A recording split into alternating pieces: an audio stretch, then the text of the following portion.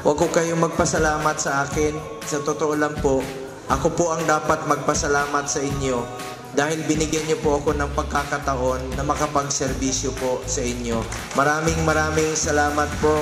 Meron na kayong bagong Super Health Center at dadagdagan pa ito ni Mayor at ni Governor na magkakaroon pa ng another phase, no? Para mas lumaki. At ang importante rito sa Aklan, kayo po ay tourist destination.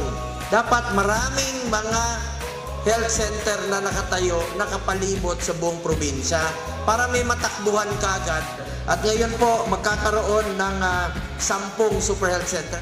Isang paraan po ito na ilapit natin yung serbisyo medical. At thank you very much at ingat kayo. Mahal na mahal ko kayo. Let us all listen sa ating mapagmahal, may malasakit sa ating mga Pilipino, especially today, here in Aklan, katon yung mga Aklanon, aton man yung pamatian, rung aton yung gwapo na senador in Republika ng Pilipinas, ang Mr. Malasakit, Senator Bongo!